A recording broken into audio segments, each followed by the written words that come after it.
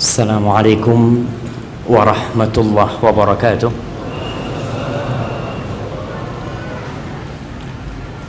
Alhamdulillah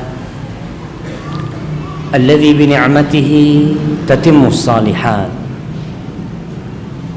Segala puji bagi Allah Jalla Jalaluh yang karena nikmatnya kebaikan-kebaikan menjadi sempurna, yang karena rahmatnya niat-niat baik hamba dapat terlaksana di tengah hiruk pikuk kota Jakarta yang mereka sibuk mencari dunia atau menjadikan waktunya untuk keluarga. Kita menyempatkan diri untuk datang ke taman-taman surga. Itu tiada lain karena rahmat Allah kepada kita.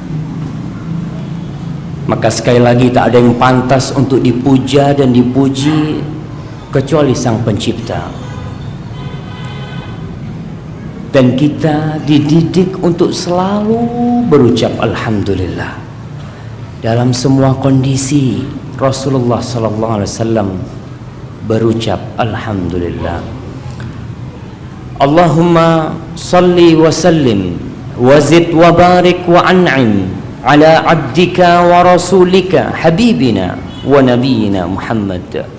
Ya Allah, semoga salawatmu, semoga salammu, semoga berkah dan nikmatmu senantiasa kau tambahkan untuk hamba kekasihmu, untuk Nabi kita Muhammad sallallahu alaihi wasallam, dan untuk keluarga beliau, untuk istri-istri beliau, untuk Khadijah, untuk Aisyah, untuk Hafsah, untuk Ummu Salamah, dan untuk yang lainnya.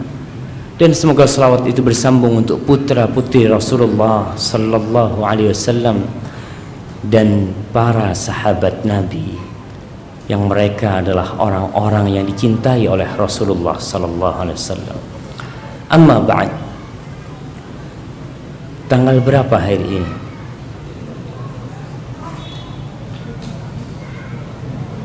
Tanggal berapa jemaah? Anak kasih hadiah. Angkat tangan yang bisa jawab. Naam. Tanggal 20. Wah. Tanggal berapa?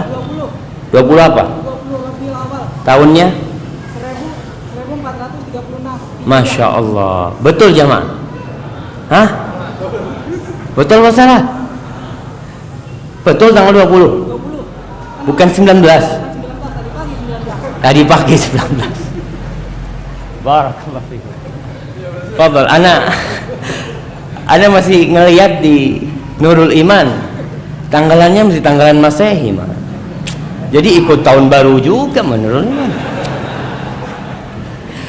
Jadi paling enggak nanti gantilah Hijriah. Baik, siapa yang bisa nyebutkan tanggalan kita nih, tanggalan umat Islam? Yang pertama sampai yang terakhir urut. Naam, fadal. Muharram, Safar, Rabiul Awal, Rabiul Tsani, Jumadal Ula, Jumadal Tsaniyah, Rajab, Sya'ban, Ramadan. Masya Allah, barakallahu fikum. Kirim ke belakang. Masya Allah, jazakallahu khair, barakallahu fikum. Baik jemaah, kita mulai kajian kita. Apa temanya? Ketika berhadapan dengan syaitan. Siapa yang pernah berhadapan dengan syaitan? Anak kasih hadiah. Nah, fadl, nggak apa-apa. Mungkin di jalan ketemu syaitan dia. Nggak ada.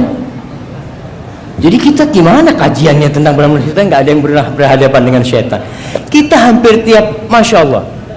Kapan ketemu bang?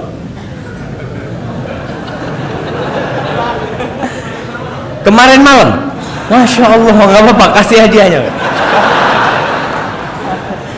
Kasih hadiahnya, Masya Allah. Gede apa kecil yang? Kecil. Masya Allah, Masya Allah. Kita ini tiap hari berhadapan dengan syaitan, jemaah. Tiap hari. Manusia adalah makhluk yang beradab, Masya Allah. Allah ciptakan manusia ini santun, lembut, bersahabat. Tapi terkadang bagaimanapun baiknya dia, masih ada saja yang membenci dia, yang memusuhi dia, Bahkan musuh terbesar kita siapa? Syaitan. Rasulullah sallallahu alaihi wasallam adalah manusia yang paling baik, yang paling santun alaihi salatu wassalam, tapi masih ada yang memusuhi beliau. Bagaimana nih kita kalau berhadapan dengan musuh-musuh seperti itu? Salah satunya syaitan. Dan musuh kita semuanya syaitan. Allah subhanahu wa ta'ala berfirman di dalam surah Al-Baqarah ayat 168-169, ya ayyuhalladzina amanu kulu mimma fil ardi halalan thayyiban. Wahai orang-orang yang beriman, makanlah kalian dari apa yang ada di bumi Allah ini yang halal dan yang thayyib. Ingat nih, tidak semua yang kita lihat indah itu halal. Tidak semua yang kita terima dan masuk kantong kita itu halal. Dan terkadang tidak pula yang halal itu thayyib. Jamaah, kulitnya durian halal apa enggak? Tapi kalau ada teman anak mau makan kulit durian gitu kan, bahaya dia. Jadi ada hal-hal kita harus memilih, dan insya Allah semua yang halal itu akan menjadi thayyib buat kita. Kemudian Allah mengatakan wala tattabi'u khutuwatis syaitan. Kalian jangan mengikuti langkah-langkah syaitan. Kenapa? Allah mengatakan innahu lakum aduwwum mubin. Tuh, syaitan itu musuh. Namun terkadang kita melihat ada orang yang berjalan sama musuhnya. Kebayang nggak antum? Antum punya musuh nih.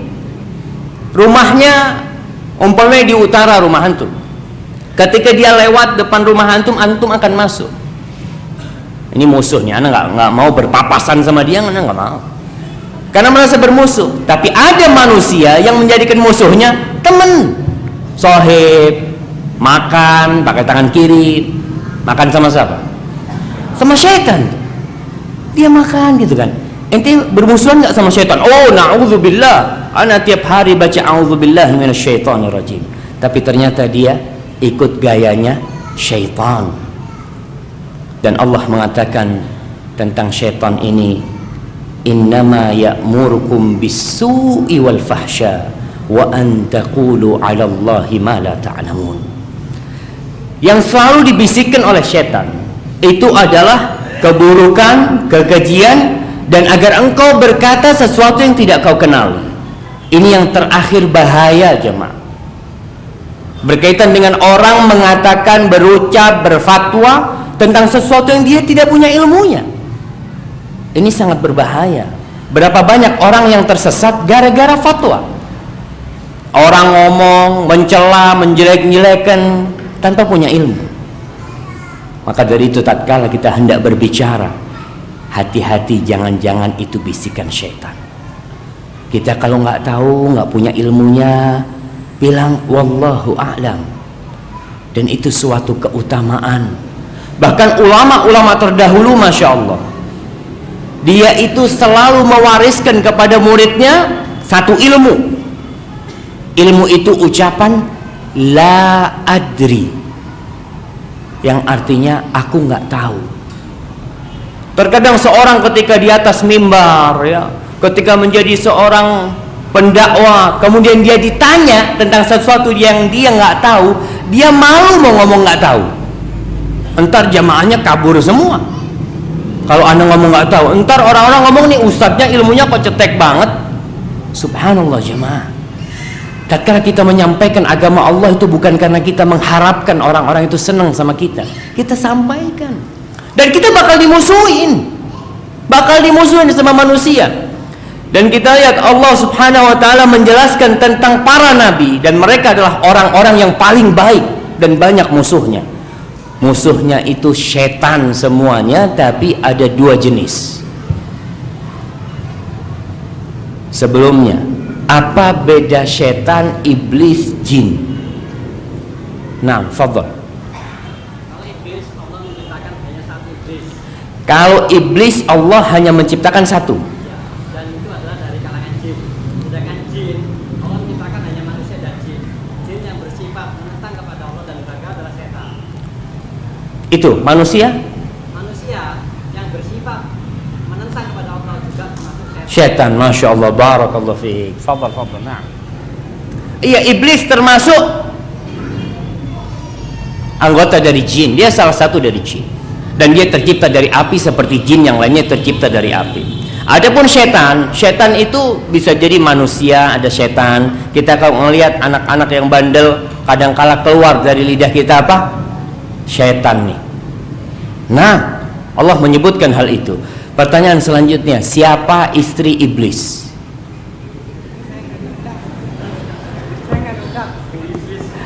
Nah, kita nggak ada yang tahu tuh istrinya iblis. Karena waktu dia kawin kita juga nggak dapat undangan tuh waktu itu. Nah, sahih. Allah Subhanahu wa taala berfirman, "Wa kadzalika ja'alna likulli nabiyyin aduwan." Dan begitulah kami jadikan bagi setiap nabi musuh. Setiap nabi ada musuhnya. Siapa musuhnya? Syayatinal insi wal jinni. Setan-setan dari bangsa manusia dan setan-setan dari bangsa jin. Apa yang mereka lakukan? Yuhi ba'duhum ila ba'din zukhrufal qawli ghurura. Mereka saling mewahyukan, mereka saling membisikkan perkataan-perkataan yang menipu. Dan bisa antum baca sejarah bagaimana kehadiran iblis dalam perjalanan dakwah Rasulullah sallallahu alaihi wasallam. Ketika perang Badar, iblis ikut nggak? Ikut, dia bersama setan-setan di sana. Dan para malaikat turun pun di sana. Ketika perang Uhud, iblis pun hadir di sana. Tatkala kaum muslimin dapat memukul mundur orang-orang kafir Quraisy. Perang Uhud itu tahun berapa dan berapa jumlah tentaranya? Nah, fadhal syabab. Nah, yang belakang sana. Tahun 3 Hijriah 700 melawan 3000. Masya Allah, anak kasih baju antum apa? Antum kirim ke belakang sana. Namun tatkala sebagian sahabat ada yang tergoda melihat seakan-akan mereka sudah menang, sebagian turun dari pos pengamanan bukit kecil yang ada di sebelah Gunung Uhud. Akhirnya mereka mengumpulkan harta rampasan perang bersama sahabat yang lain. Khalid bin Walid menyerang dari belakang dan dihantam dari belakang. Orang-orang kafir itu sudah lari menuju Mekah, lari terbirit-birit mereka. Di situ iblis menjerit, "Ai ibadallah muakhkharakum." Wahai hamba-hamba Allah, kata iblis, lihat belakang kalian. Mereka tatkala melihat ke belakangnya, ternyata umat Islam diserang sama Khalid bin Walid. Maka tentara kafir Quraisy ikut berkumpul di sana.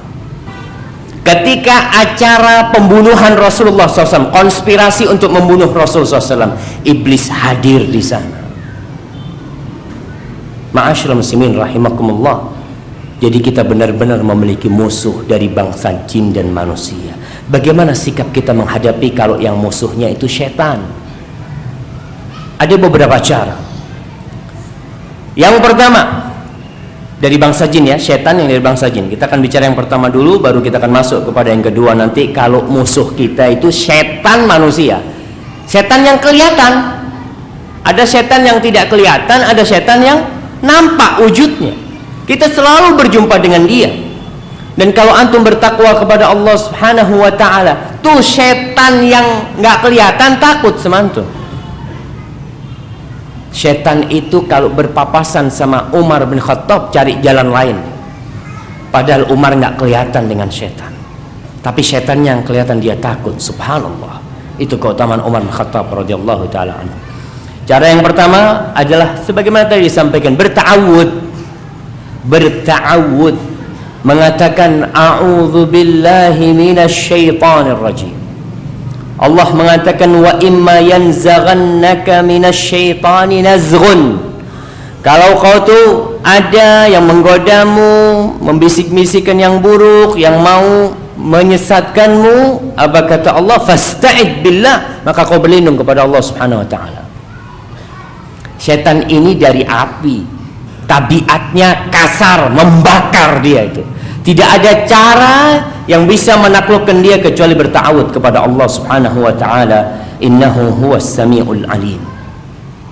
Dia itu Maha mendengar dan Maha melihat. Lihatlah beberapa amalan yang kita diperintahkan untuk membaca a'udzubillah. Apa saja? Ketika membaca Al-Qur'anul Karim, kita mau baca Quran, kita mau berzikir nih, disuruh bertawud. Karena setan turut hadir di sana. Dia mau membuat kita, subhanallah. Antum bayangkan, kita bisa nonton TV 1 jam, 2 jam, 3 jam. Kita lihat orang-orang bisa main game berjam-jam. Orang-orang bisa di depan komputer buka internet berjam-jam. Pas pegang Al-Quran 5 menit udah ngantuk. Subhanallah. Karena setan itu hadir di sana. Maka Allah mengatakan, fa idza qara'tal Qur'an fasta'id billah. Kalau kau hendak membaca Al-Quran, hendaklah engkau berlindung kepada Allah minasyaitonir rajim, dari syaitan yang terkutuk. Maka kita disuruh berta'awud. Kemudian ketika marah, setan hadir, dan kita lihat bagaimana orang kalau marah itu gelap. Dia mengatakan kata-kata yang buruk bahkan kepada orang yang dia cintai. Karena setan turut hadir di sana. Maka ketika kita hendak marah, terpancing emosi kita, ada orang yang na'udzubillah, kita langsung katakan a'udzubillah minasyaitonirrajim. Ini bisikan-bisikan setan. Dan itu ajaran Rasulullah sallallahu alaihi wasallam. Kemudian tatkala ada was-was, kita berta'awud. Salat ada bisikan-bisikan buruk, terkadang kita salat na'udzubillah ke timur, ke barat pikirannya, fasta'id billah minasyaitonir rajim. Ketika mimpi buruk, orang kalau mimpi buruk adabnya apa? Berta'awud sambil meludah ke kiri. Dia meludah, kemudian memindah posisinya. Bantalnya dibalik, ngadepnya dibalik, atau pindah tempat. Ketika dia mimpi buruk di sana, kadang-kala ada mimpi dikejar-kejar setan. Kemudian jangan diceritakan kepada orang. Tidak semua yang kita lihat dalam mimpi kita ceritakan kepada orang. Sudahlah kau mengatakan a'udzubillah minasyaitonirrajim, moga mimpi buruk itu tidak terjadi. Karena kalau kita cerita, nanti ada orang yang nakut-nakutin kita, sehingga kebayang-bayang tuh kita dengan mimpi kita. Maka ingat, tatkala kondisi seperti itu, kita dianjurkan untuk berta'awud. Yang kedua, baca bismillah. Untuk berhadapan dengan syaitan ini, itu senjata kita. Rasul sallallahu alaihi wasallam mengajarkan kepada kita, kalau masuk rumah baca bismillah. Banyak di antara kita karena merasa itu sudah rumahnya, dia masuk nggak ada bismillah, nggak ada salam, setan ikut bersama kita. Rasul sallallahu alaihi wasallam mengatakan, idza dakhala ar-rajulu baitahu, kalau seseorang masuk ke rumahnya dia, fadzakarallah inda dukhulihi wa inda ta'ami, kemudian dia mengingat Allah ketika masuk rumah dan ketika dia makan. Qala syaitan, maka syaitan akan berkata pada waktu itu, la mabita lakum wala asya, malam ini kita nggak bisa tidur di rumah fulan, dan kita nggak bisa makan, habis malam ini jatah kita. Apa berarti di dalam rumah kita nggak ada syaitan yang bakal ganggu kita? Ada yang sudah nungguin kita di rumah tuh, yang di luar nggak bakal ikut, tapi mungkin dia sudah menunggu di dalam rumah. Karena dia akan terus menggoda kita dan tidak pernah berhenti menggoda kita. Kemudian Rasul SAW mengatakan, kalau dia itu nggak baca bismillah ketika masuk, maka syaitan mengatakan adraktumul mabit, malam ini kita bermalam di dalam nih. Kemudian ketika dia makan nggak baca bismillah, maka di situ syaitan mengatakan kalian dapat makan nih. Maka hati-hati jamaah. Ajarkan kepada anak kita kalau makan itu tidak bersama syaitan, Baca bismillah nak. Makan dengan tangan kananmu nak. Yang jadi masalah kadang bapaknya makan minum dengan tangan kirinya, sehingga anak-anak itu makan minum dengan tangan kirinya. Subhanallah, terkadang saya itu bingung, kok ada orang makan dengan tangan kirinya, muslim. Jangan-jangan dia sudah menjadi anggota syaitan. Kemudian baca bismillah lagi nih. Ini masalah penting. Ketika mau mendatangin istrinya,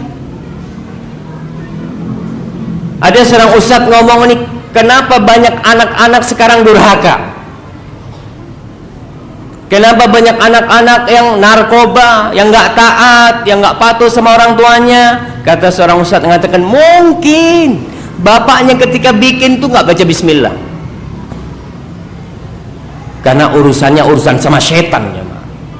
Dia itu sudah berjanji kepada Allah, la ughwiyannahum ajma'in, kata dia, aku akan sesatkan semuanya ya Allah, kecuali hamba-hamba pilihan Allah Subhanahu wa taala. Ya, kita harus menjadi hamba pilihan Allah Subhanahu wa taala. Kata Rasul sallallahu alaihi wasallam, "Lau anna ahadakum idza arada an ya'tiya ahlahu faqal bismillah."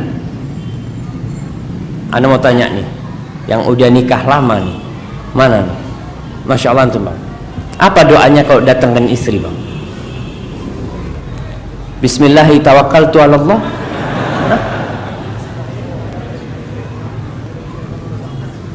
Allahumma jannibna syaitan ma razaqtana. Masya Allah, Masya Allah. Fadal, Bang.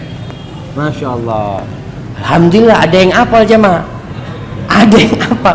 Rasulullah SAW mengatakan, kalau seseorang hendak mendatangi istrinya, lalu dia berkata, Allahumma jannibna syaitan wa jannibis syaitan ma razaqtana. Ya Allah, jauhkan kami dari syaitan dan jauhkan syaitan dari rizki yang bakal kau berikan kepada kami. Kalau dapat anak tuh, apa kata Rasulullah SAW? Fa innahu in yuqaddar bainahuma walad. Kalau Allah takdirkan dari hubungan itu ada anak, lam yadurrahu syaitanun abadan. Syaitan nggak akan bisa godain dia. Kebanyakan kita kalau datangan istri kita itu nafsu, lupa sama a'udzubillahi minasyaitonirrajim, lupa baca bismillah. Jangan-jangan setan ikut dalam hubungan itu jemaah. Hati-hati. Harus belajar. Ustaz, ana nih umur sudah 53 tahun kok baru sekarang dengar doanya Ustaz, gitu kan. Jadi waktu bertahun-tahun tuh nggak pernah baca doa tuh, bikin anak tuh. Maka hati-hati. Ini kita usaha bagaimana memperbaiki generasi agar mereka tidak menjadi tempat godaan syaitan. Ya baca bismillah ketika mendatangi keluarga. Yang ketiga, membaca Qul a'udzu birabbil falaq dan Qul a'udzu birabbin nas. Kapan? Ketika tidur, selesai sholat dan dalam kondisi-kondisi yang menegangkan. Dan kita tahu Rasulullah SAW setiap mau tidur ya, beliau baca Qul huwallahu ahad, Qul a'udzu birabbil falaq, Qul a'udzu birabbin nas. Kemudian ditiupkan ke tangannya, kemudian dia mulai menjaga dirinya, mengusapkan ke seluruh tubuh untuk jaga diri dari syaitan. Karena kita tatkala benar-benar bermusuhan dengan syaitan, Allah mengatakan fattakhidhuhu aduwa, jadikan syaitan itu musuh. Ya kita harus memang benar-benar musuhan. Apa saja cara menghadapi dia kita lakukan. Salah satunya dengan baca itu sebelum tidur. Rasul sallallahu alaihi wasallam, Uqbah bin Amir mengatakan, baina ana asiru ma'a Rasulillah sallallahu alaihi wasallam. Ketika pada suatu saat aku berjalan bersama Rasulullah sallallahu alaihi wasallam, bainal juhfati wal abwa, di antara Juhfa dan Abwa. Juhfa ini udah dekat Jeddah, Abwa itu tempat dimakamkannya ibunda Rasulullah sallallahu alaihi wasallam. Id ghasyiyatna rihun wa dhulmatun syadid. Tahu-tahu ada angin yang kencang dan gelap gulita pada waktu itu. Faja'ala Rasulullah sallallahu alaihi wasallam yata'awwad. Ketika itu Rasul sallallahu alaihi wasallam berta'awud, mengatakan a'udzu birabbil falaq, a'udzu birabbin nas. Qul a'udzu birabbil falaq sama Qul a'udzu birabbin nas. Lalu dia berkata, ya Uqbah, wahai Uqbah, ta'awwad bihima. Bayangkan dalam kondisi seperti itu kadang-kala setan itu hadir. Kita berlindung kepada Allah Subhanahu wa taala. Kata Rasul kepada Uqbah, ta'awwad bihima famwada muta'awwidun bimithlihima. Enggak ada tempat berlindung atau senjata untuk berlindung yang lebih dahsyat dari kedua itu. Hadis ini diriwayatkan oleh Imam Ahmad dan Abu Dawud. Maka dalam kondisi-kondisi itu ajarkan kita. Kalau mau tidur sama anak kita, ya, ajarkan mereka untuk membaca itu. Kemudian yang keempat, baca ayat kursi. Ini semua persenjataan jamaah. Kita mau perang nih harus siap-siap. Jangan cuma satu bawa tembak. Musuhnya lengkap peralatannya. Kita bawa tembaknya, kita bawa panahnya katanya, bawa semua persenjataan lengkap. Karena musuh kita ini musuh bebuyutan jamaah. Baca ayat kursi. Abu Hurairah radhiyallahu taala anhu pernah dipasrahi oleh Rasulullah SAW untuk jaga zakat. Zakat fitrah disebutkan di sana. Kemudian ketika dia jaga malam hari, tahu-tahu ada orang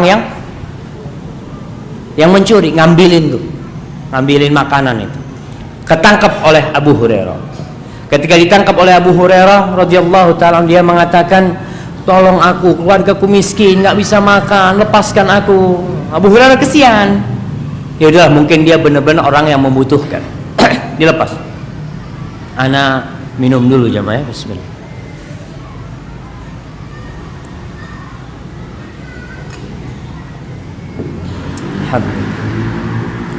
Kemudian dia laporan kepada Rasulullah keesokan harinya. Jamaah, ana lihat sebagian mulai merem dengarkan kajian. Masya Allah. Ustaz kecapean habis kerja, Ustaz. Hati-hati. Salah satu tanda. Enggak lah, ana lanjutkan aja. Akhirnya Rasul SAW mengatakan bakal kembali nanti malam dia. Ya udah, karena Rasul mengatakan tuh bakal kembali orang itu, maka ditunggu sama Abu Hurairah. Betul tuh kembali. Tangkap lagi sama Abu Hurairah. Sama alasannya, lepaskan aku miskin, ya macam-macam. Dilepaskan lagi sama Abu Hurairah. Nabi mengatakan alaihi salatu wasallam, nanti malam dia datang lagi. Betul datang lagi. Kata Abu Hurairah radhiyallahu taala, enggak ada sekarang. Enggak ada maaf buat engkau sudah. Aku akan serahkan kau kepada Rasul SAW. Kemudian orang yang ditangkap ini mengatakan, dia mengajarkan apa? Kau akan aku kasih amalan. Bayangkan. Abu Hurairah mau dikasih amalan sama orang yang enggak dikenal ini. Apa kata dia? Idza awaita ila firashika, kalau kau mau tidur nih ke tempat tidurmu, faqra ayatal kursi, maka bacalah ayat kursi. La yazala ma'aka minallahi hafid, akan tetap ada penjaga dari Allah yang menjaga, malaikat yang bakal menjaga. Wala yaqrabuka syaitan hatta tusbih, sampai pagi syaitan nggak bisa mendekat. Sampai pagi.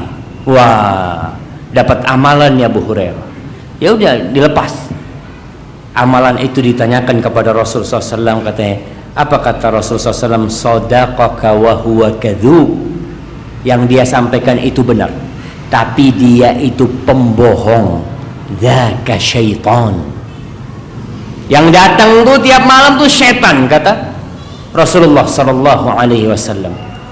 Jadi tolonglah bapak-bapak, kalau nggak ibu-ibu, kalau mau tidur ya, jangan dibiarkan anaknya tidur sendirian. Karena anak-anak udah gede ya, temenin dia baca ayat kursi, temenin dia baca 3 surat terakhir dalam Al-Quranul Karim. Setelah itu biarkan dia. Anak itu pandai merekam jamaah. Kita harus bekali anak kita bagaimana dia berhadapan dengan setan, tuh bekalnya.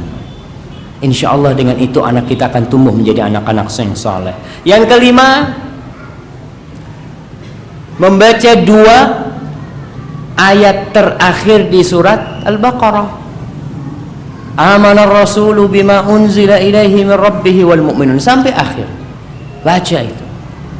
Kata Rasul sallallahu alaihi wasallam di dalam hadis Abi Mas'ud Al-Ansari, man qara'a hatainil ayatain min akhir suratil Baqarah fi lailatin kafata.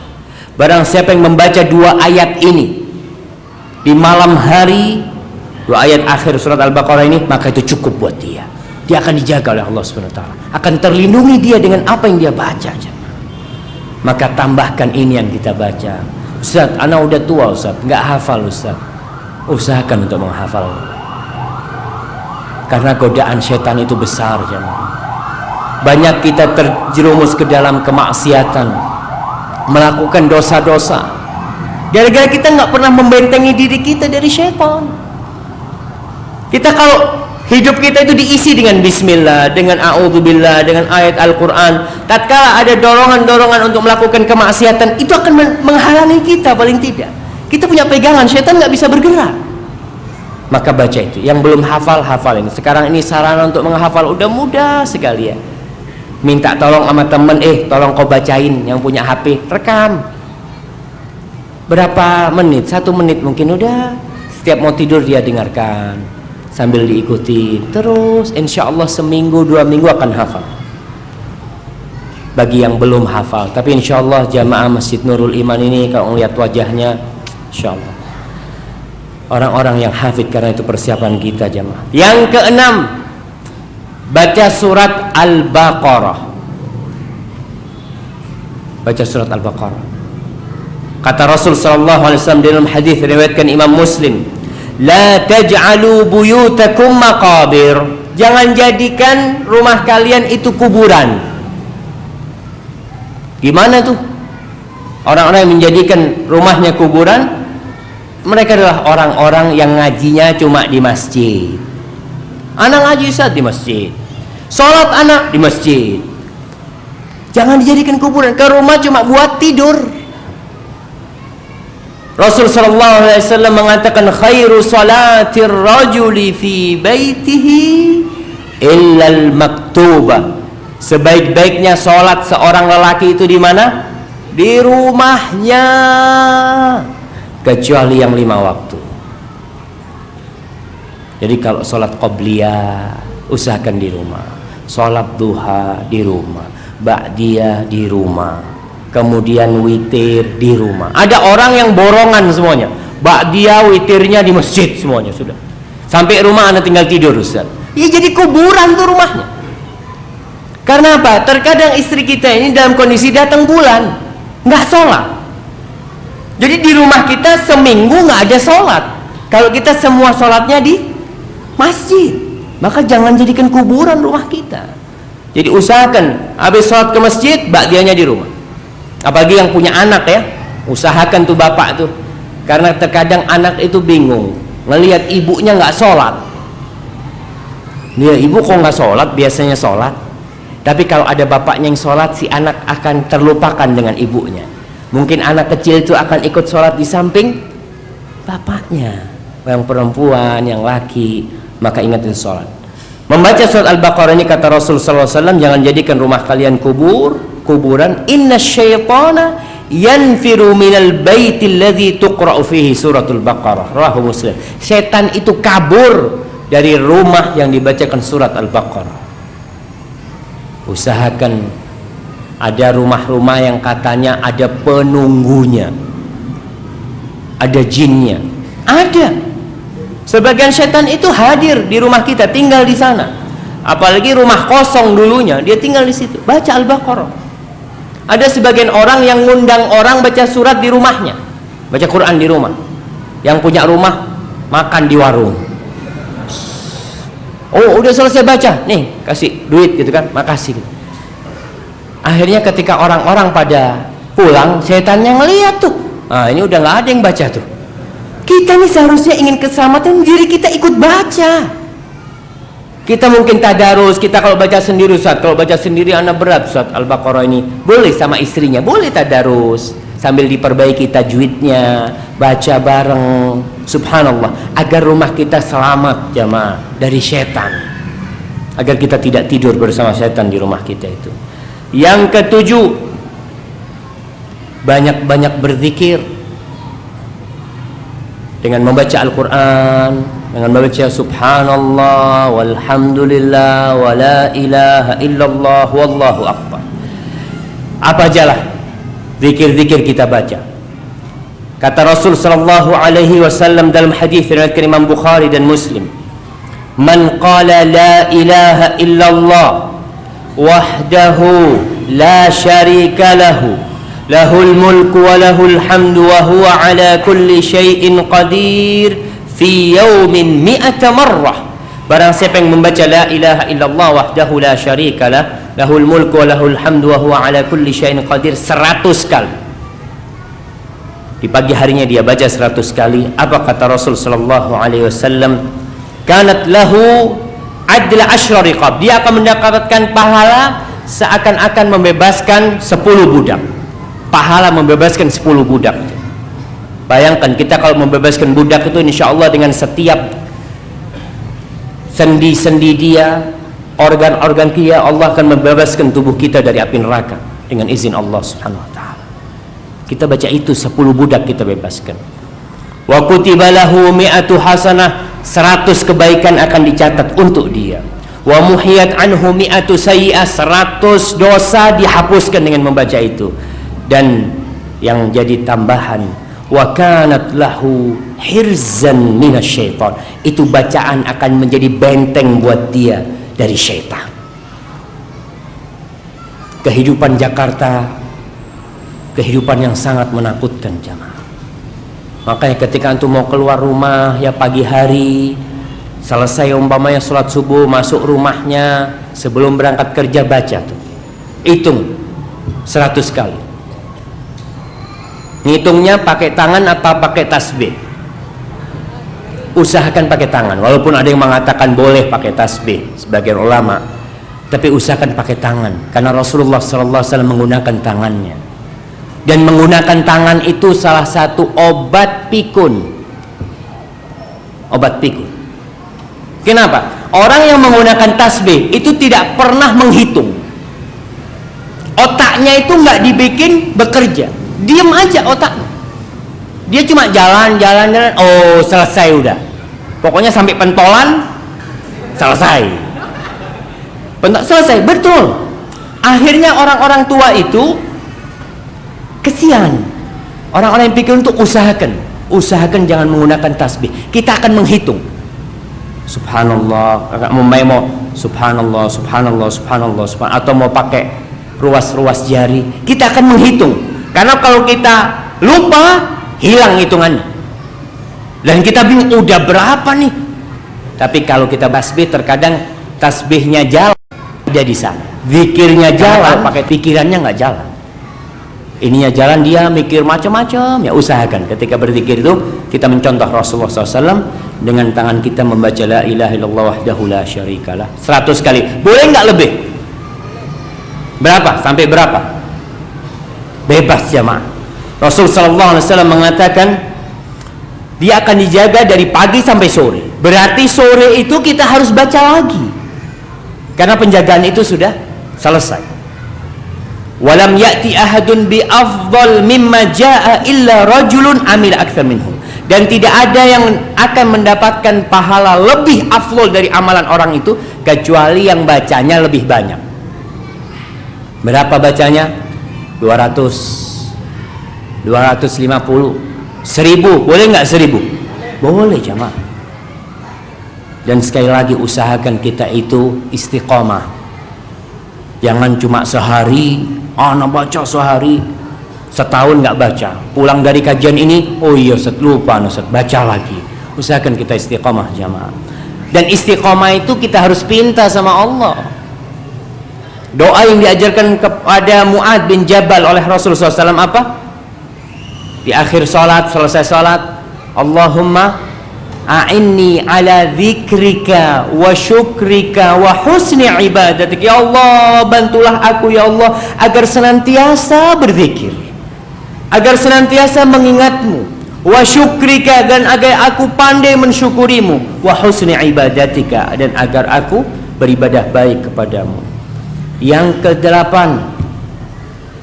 doa keluar rumah.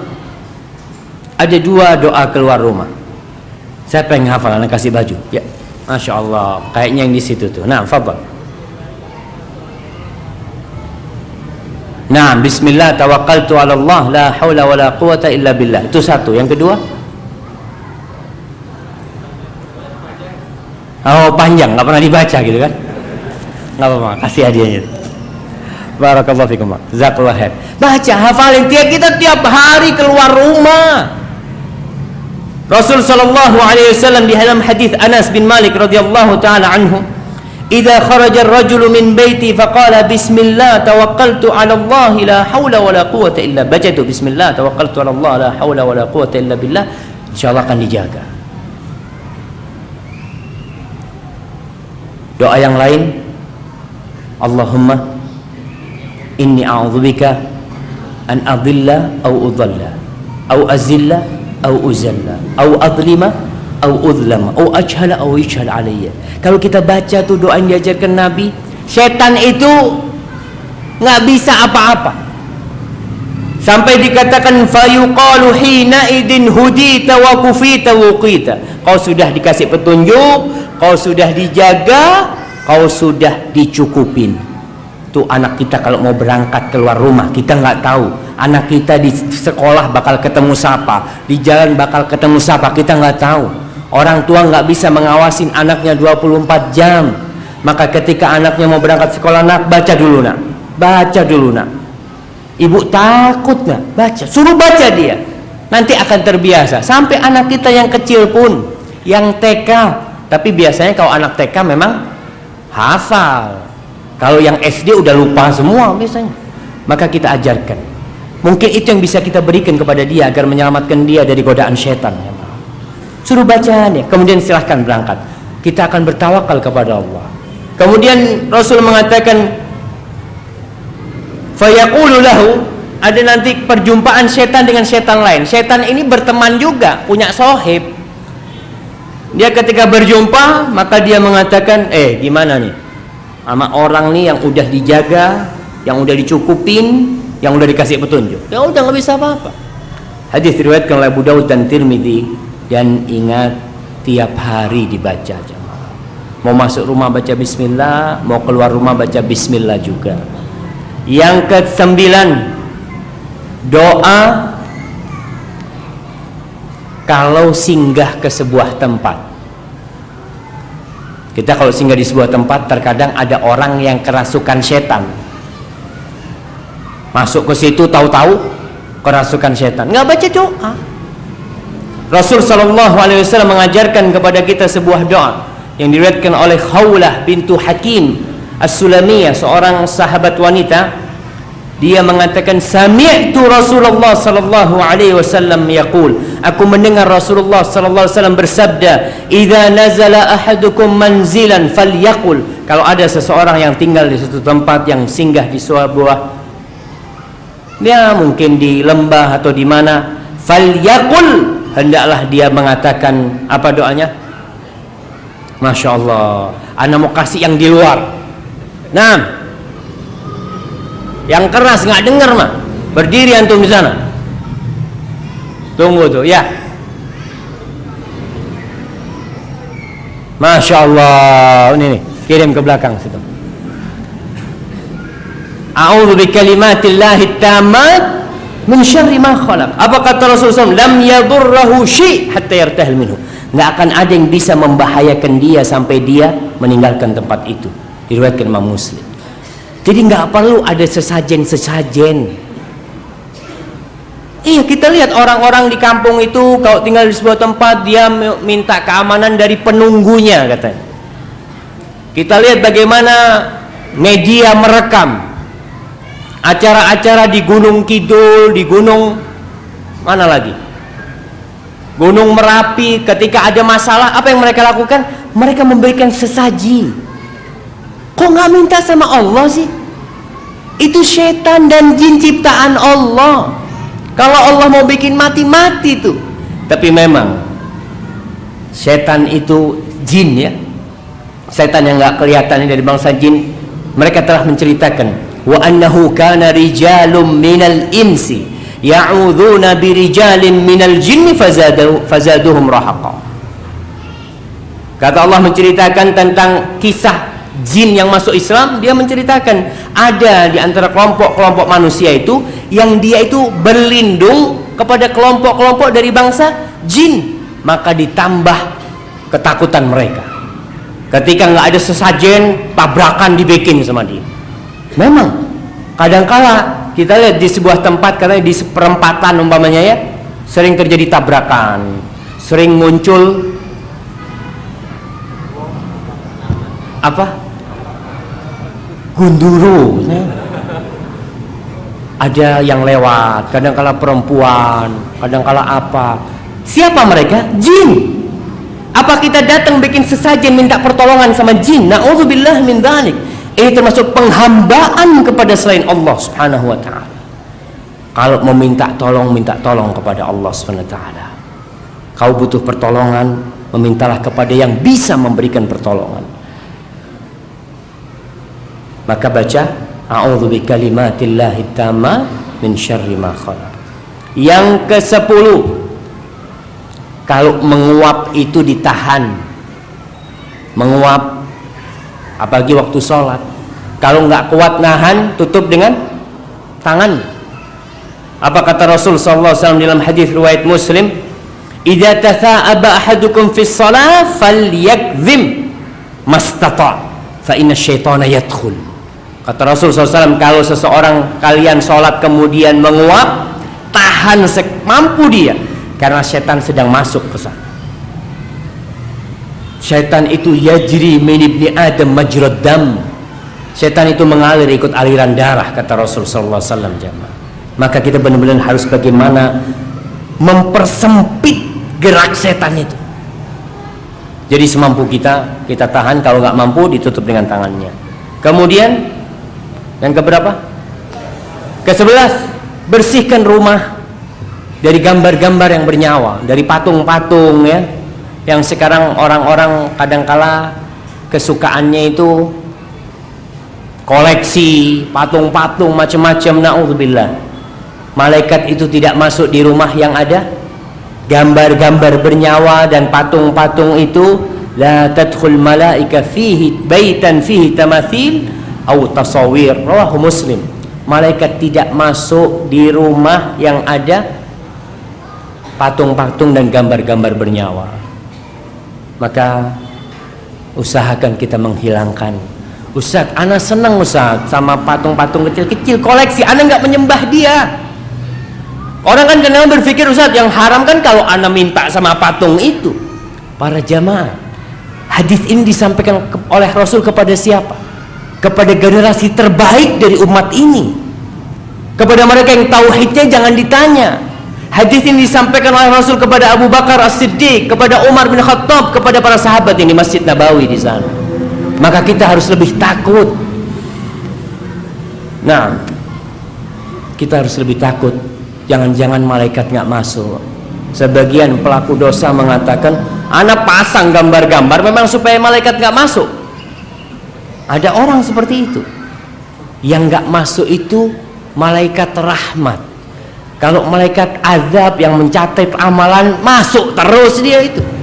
Dicatat, walaupun ada gambar apapun ada yang mencatat. Jangan berpikir kalau gambar rumahnya banyak gambar-gambar aman dia, nggak bakal dicatat amalannya. Dicatat jemaah. Kemudian anjing, hati-hati. Kita usahakan rumah kita nggak ada anjingnya. Anjing itu boleh di mana? Di kebun, untuk jaga ternak, untuk berburu, tapi jangan ditaruh di rumah, dipisahkan agak jauh ke rumah. Karena Rasulullah SAW mengatakan, la tashabul malaika rifqah fiha kalbun wala jaras. Akhrajahu Muslim. Malaikat itu tidak akan menemani suatu kelompok yang berjalan, di situ ada anjing dan ada apa? Jaros itu lonceng ya, biasanya sapi yang dikasih kloneng. Ya hati-hati kita meninggalkan hal itu jemaah. Wallahu a'lam bishawab. Karena ya ini yang terakhir. Tinggal berapa menit bang? Tinggal 3 menit. 3 menit sini. Masya Allah. Nah, tinggal 3 menit katanya jemaah. Jauhi tempat-tempat rumah-rumah kosong ya. Rumah-rumah kosong itu tempat tinggalnya setan. Tempat-tempat gunung-gunung yang nggak ada manusianya, di situ tempatnya setan. Kalau antum punya rumah lebih dari 1, sewakan, kontrakan, atau biar teman tinggal di situ. Kalau enggak, siapa yang bakal tinggal? Setan bakal tinggal di situ. Kadang kalau orang berpikir, kalau anak sewakan Ustaz, rusak nanti rumahnya Ustaz. Orang-orang kadang-kadang nggak perhatian sama rumah kalau nyewa itu. Memang ada yang seperti itu, tapi lebih baik ditempatin manusia daripada ditempatin syaitan. Hadza sallallahu ala nabiyina Muhammad wa ala alihi washabbihi wasallam. Kita lanjutkan setelah salat Isya insyaallah.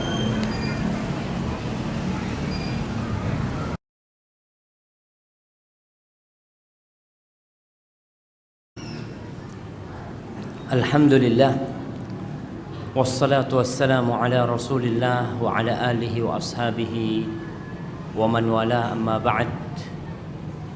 Mungkin kalau bisa maju ke depan sedikit, maju jamaah.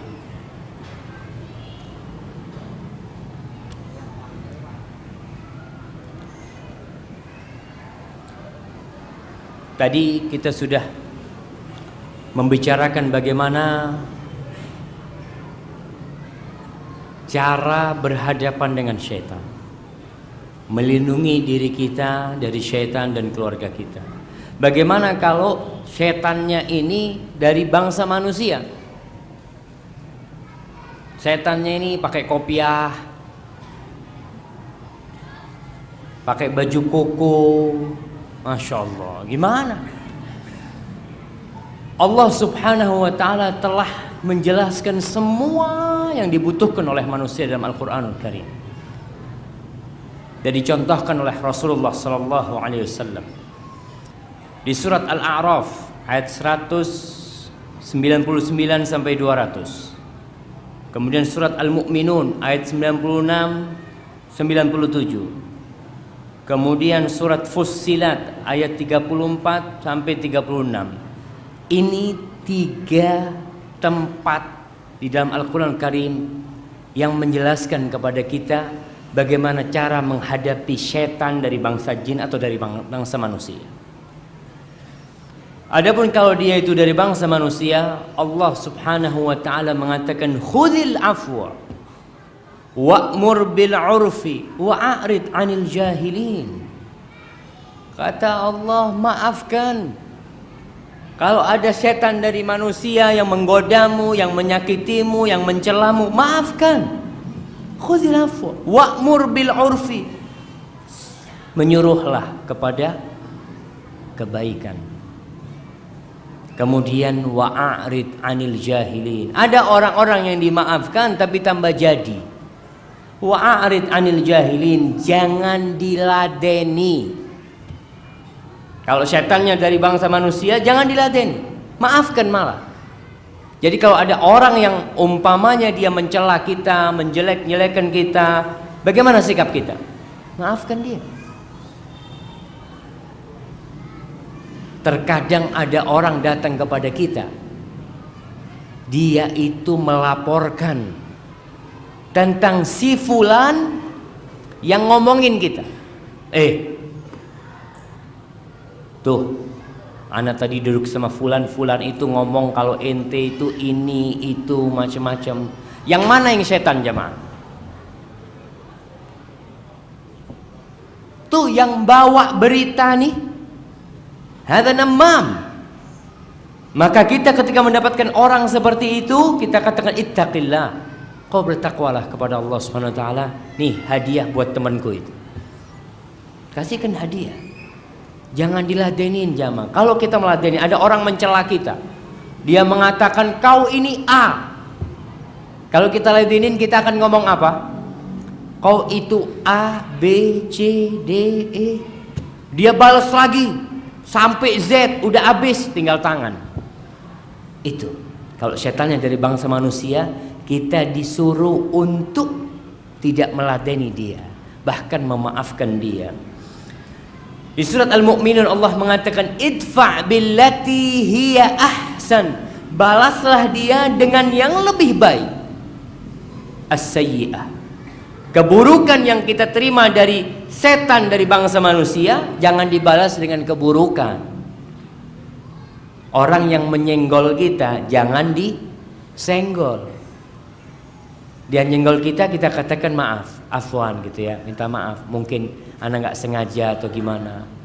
Kemudian Allah mengatakan nahnu a'lamu bima yasifun, kita lebih tahu dengan apa yang mereka ucapkan, apa yang mereka gambarkan, kita lebih tahu. Tapi kalau kau menghadapi mereka, setan-setan dari bangsa manusia, baik itu muslim, non-muslim terkadang yang menggoda kita, maka balaslah dengan yang lebih baik. Tidak sama jemaah, lebih baik. Kemudian kalau setan dari bangsa jin, wa qul a'udzubika min hamazati syayatin. Di surat Fussilat Allah mengatakan wala tastawil hasanah wala sayyi'ah. Allah mengatakan kebaikan itu tidak sama dengan keburukan, tidak sama. Tapi apa kata Allah? Idfa' billati hiya ahsan. Tapi kalau kau mendapatkan keburukan dari setan manusia nih, balaslah dengan yang lebih baik. Subhanallah jemaah. Kita kalau baik sama orang yang memusuhi kita, diriwayatkan dari seorang ulama mengatakan inni uhayyi aduwi inda ru'yatihi. Aku kalau ketemu sama musuhku, aku akan memulai salam kepada dia. Assalamualaikum. Li'adfa'a syarra anni bittahiyati. Agar keburukan-keburukan dia itu bisa hilang dengan ucapan salamku untuk dia. Jadi kalau ada orang memusuhi kita, jangan kita malah memusuhin dia. Udah, ucapkan assalamualaikum. Idfa' billati hiya ahsan. Allah menggambarkan bagaimana pengaruh sikap ini. Allah yang menciptakan manusia, tabiat manusia ini baik, nggak seperti tabiat setan dari bangsa jin yang mereka dari api. Maka kita a'udzubillah minasyaitonir rajim. Allah mengatakan fa idzal ladzi bainaka wa bainahu adawatun ka'annahu waliyyun hamim. Itu permusuhan yang terjadi antara engkau dengan dia karena engkau membalasnya dengan cara yang lebih baik, seakan-akan engkau adalah teman akrab jemaah. Subhanallah. Kayaknya masih harus masuk sedikit jemaah. Itu yang berdiri nggak dapat tempat di belakang. Oh, memang mau berdiri dia, nggak apa-apa jemaah. Kalau mau berdiri, nggak. Fadhal. Nah, jadi sampai mana kita?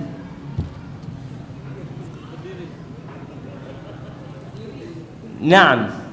Seakan-akan teman akrab kita yang awalnya bermusuhan. Subhanallah, antum lihat nih teman-teman antum, teman-teman akrab kita sekarang, mungkin dulu dia musuhin kita, tapi gara-gara kita terus berbuat baik sama dia, kita senyum, kita ajak dia, kita punya rezeki, kita berbagi, subhanallah, dia tahu-tahu jadi teman akrab kita.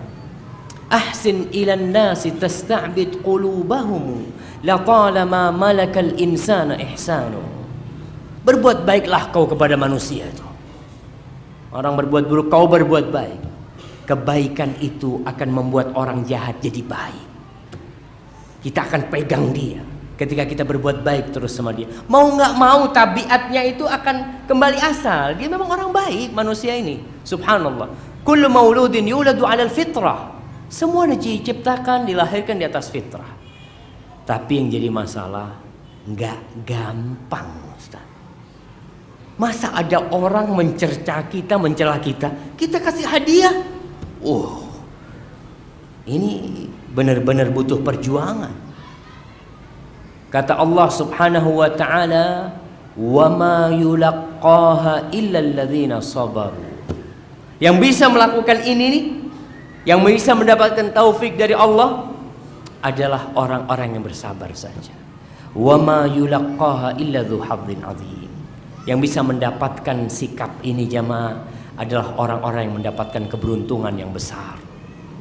Bisa membalas keburukan dengan kebajikan. Rasul sallallahu alaihi wasallam mengatakan laisa syadidu bisur'ah. Bisur'ah, bukan orang yang kekar, yang kuat, adalah orang yang selalu mengalahkan orang lain. Kita kalau jagoan kan kita katakan yang mengalahkan orang lain, jagoan kampung mana? Tuh nggak ada yang menang sama dia. Kata Nabi bukan itu yang dikatakan jagoan. Apa kata Rasulullah SAW? Walakinna syadid alladhi yamliku nafsahu indal ghadab. Tapi yang dikatakan jawara, jagoan adalah orang yang bisa menahan emosinya ketika dia marah. Nih jagoan beneran. Karena dia bisa melawan musuh di diri dia sendiri. Rasul sallallahu alaihi wasallam telah mengajarkan kepada kita bagaimana membalas keburukan orang dengan kebaikan. ketika seorang lelaki masuk masjid kencing di Masjid Nabawi. Masjid Nabawi jamaah, yang sholat di sana 1000 kali dari sholat di Masjid Nurul Iman. Kencing di pojokan masjid. Kira-kira kalau ada yang kencing di pojokan Masjid Nurul Iman nih, apa yang akan kita lakukan? Subhanallah. Sahabat ketika melihat peristiwa itu marah mereka, bahkan ingin memukul orang ini. Apa kata Rasulullah SAW? Da'u, biarkan dia. La tuzrimu, jangan kencingnya diputus. Jangan kencing diputus, bukan ketika dia kencing, kencing di luar, enggak. Malah suruh biarin sama Nabi sampai selesai, sampai habis kencingnya. Subhanallah. Setelah selesai kencing, dipanggil sama Rasulullah SAW. Rasul ngomong dengan baik-baik. Ini rumah Allah untuk zikir, untuk sholat. Nggak boleh di rumah Allah kencing kayak gitu itu. Tadi teman-temanku, kata Rasul kepada orang Badui ini, dia mau mengasih pelajaran sama engkau. Akhirnya karena kebaikan Rasul, orang ini mengatakan asyhadu an la ilaha illallah wa asyhadu anna Muhammad Rasulullah. Tatkala dia mendapatkan berita kalau sahabat-sahabat tadi mau ngasih pelajaran sama dia, dia berdoa, Allahumma arhamni wa Muhammadan wala tarham ma'ana ahadan. Ya Allah, berikan rahmatku kepadaku dan kepada Muhammad saja, yang lainnya nggak usah dikasih ya Allah. Subhanallah. Karena dia mau dikasih pelajaran sama sahabat-sahabat. Tapi itulah, kita membalas dengan kebaikan, orang akan balik jadi baik yang awalnya dia mungkin berbuat buruk. Sahabat yang niat nih datang kepada Rasul SAW, dia mengatakan, ya Rasulullah, idzanli bizina. Ya Rasulullah, izinkan aku berzina. Bayangkan, orang kalau kita ngomong nih setan nih, masa minta izin berzina, nggak tahu zina haram gitu. Dia tahu hukumnya haram, maka dari itu dia datang untuk meminta izin agar bisa berzina. Sama para sahabat mengatakan mah. Lalu Rasul SAW mengatakan, udnu, sini kau mendekat kepadaku. Kemudian Rasul pendekatan dari hati ke hati. Beliau mengatakan alaihi salatu wassalam, atardahu li ummi, apa kau mau ibumu dizinain? Ya enggak Rasul. Apa kau mau anakmu dizinain? Enggak. Adikmu kau mau dizinain? Enggak. Bibimu mau dizinain? Enggak. Orang juga enggak mau ibunya dizinain, anaknya dizinain. Karena kita berzina, kalau seorang berzina dengan siapa dia? Dengan anaknya macan? Enggak, sama anaknya manusia. Sebagaimana kita nggak suka ibu kita ada yang berzina dengan ibu kita, ada yang berzina dengan adik kita, sama bibi kita, sama anak kita, maka kita harus membenci berzina. Akhirnya Rasulullah SAW menepuk dada sahabat ini, Allahumma tahhir qalbahu wa hassin farjahu. Ya Allah, bersihkan hatinya dan jaga kemaluan dia. Subhanallah. Akhirnya sahabat ini mengatakan, tidak ada perbuatan yang lebih aku benci daripada zina.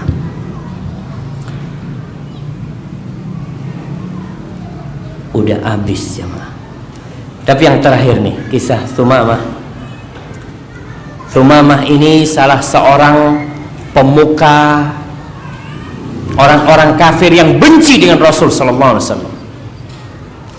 Dia tertangkap oleh para sahabat, maka dibawa ke Madinah, diikat di Masjid Nabawi, di tiang Masjid Nabawi diikat. Tiap hari dia ketemu Rasul SAW, melihat para sahabat sholat di masjid. Kemudian Rasul setiap lewat itu mau sholat, didatengin Thumamah ini. Ma indaka ya Thumamah, apa yang kau miliki wahai Thumamah? Maka Thumamah mengatakan, indi khair ya Muhammad, aku memiliki banyak kebaikan wahai Muhammad. In taqtulni taqtul dzadamin, kalau kau membunuh aku, maka yang kau bunuh adalah darah yang terhormat. Memang dia orang terhormat di kaumnya. Wa in tun'im ala syakin, tapi kalau kau membebaskan aku, maka sebenarnya kau membebaskan orang yang pandai bersyukur. Kemudian wa in kunta turidul mal, kalau kau kepingin harta, fasal minhu ma syi'ta, berapa kau minta aku kasih. Karena dia orang kaya di kampungnya. Maka Rasul ketika mendengarkan ucapan itu ditinggal, beliau sholat ya. Terus besok dijumpain lagi sama Rasul SAW. Rasul tanya lagi, ma indak ya Thumama, apa yang kau miliki wahai Thumama? Kembali dia mengatakan, ma qultu lak, apa yang telah aku ucapkan kemarin, kalau kau membebaskan orang yang pandai bersyukur. Ditinggal lagi sama Rasul SAW. Akhirnya keesokan harinya, hari ketiga, Thumamah ini hari ketiga kan di situ hidup melihat Rasul SAW, melihat para sahabat. Rasul datang lagi hari ketiga mengatakan, ma indak ya Thumamah, apa yang kau miliki wahai Thumamah? Thumamah mengatakan, indi ma qultu laka, apa yang sudah aku sebutkan kemarin itu yang aku miliki. Nabi SAW mengatakan, atliqu Thumamah, bebaskan Thumamah, suruh dia pulang. Suruh dia pulang. Dia cuma punya 3 pilihan, nggak ada masuk Islam. Pilihannya apa? Dibunuh silahkan, dibebaskan tanpa tebusan, atau dibebaskan dengan tebusan harta. Rasul bilang, udahlah bebaskan dia, suruh pulang. Akhirnya Thumamah dibebaskan, dia tidak pulang jemaah. Dia berangkat ke sebuah tempat yang dekat masjid, ada air di sana, ke kebun, dia mandi di sana. Thumma dakhala al-masjid, kemudian dia masuk ke Masjid Nabawi. Dia menyumpai Rasulullah SAW untuk mengatakan, asyhadu an la ilaha illallah wa asyhadu anna Muhammadan Rasulullah. Dia masuk ke masjid, disuruh pulang malah masuk ke Masjid Nabawi. Subhanallah, akhlak Rasulullah SAW. Kemudian Thumamah mengatakan, ya Muhammad, wallah, wahai Muhammad, demi Allah, ma kana 'alal ardi wajhun abghada ilayya min wajhi. Tidak ada wajah di muka bumi ini yang lebih aku benci daripada wajah. Kemudian dia mengatakan, faqad asbaha wajhuka ahabbal wujuh ilayya. Sekarang wajahmu adalah wajah yang paling aku cintai. Kemudian dia mengatakan, wallahi ma kana dinun abghada ilayya min dinik. Demi Allah, tidak ada agama yang lebih aku benci daripada agamamu. Faqad asbaha dinuka ahabbud din ilayya. Sekarang agamamu adalah agama yang paling aku cintai. Baru 3 hari kumpul Rasul sallallahu alaihi wasallam. Kemudian dia mengatakan, wallahi ma kana baladun abghadu ilayya min baladik. Demi Allah, tidak ada negeri yang lebih aku benci daripada negerimu ini. Sekarang negerimu adalah negeri yang paling aku cintai. Subhanallah. Kemudian Thumamah cerita, wahai Rasulullah, aku ketika ditangkap oleh pasukanmu itu, aku kepingin berangkat umroh.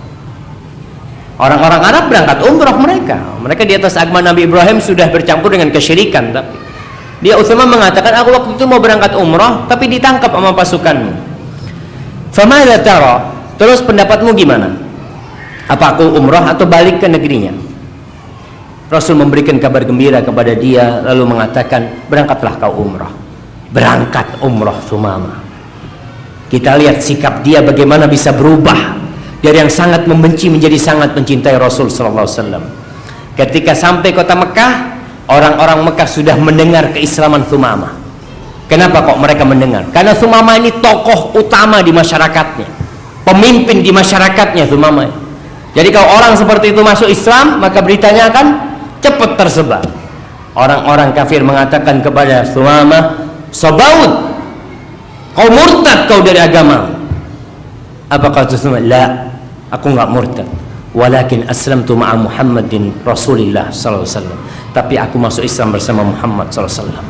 Lalu Thumamah ketika diancam sama orang-orang kafir, dia mengatakan, wala wallahi la ya'tikum minal yamama habbatu hintah.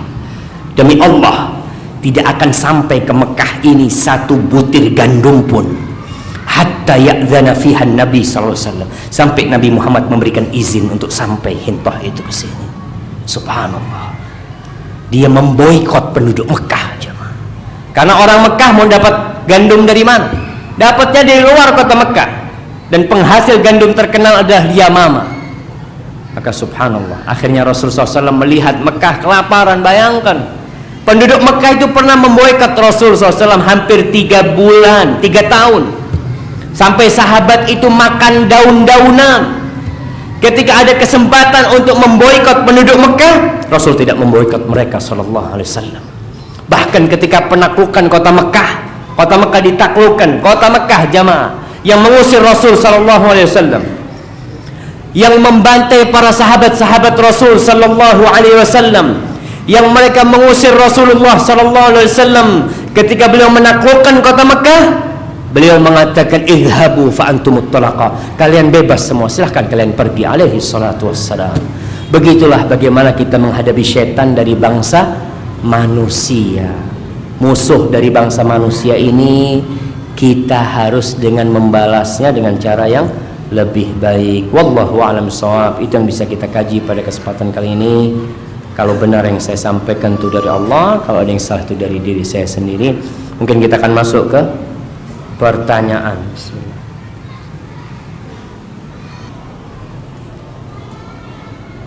Naam.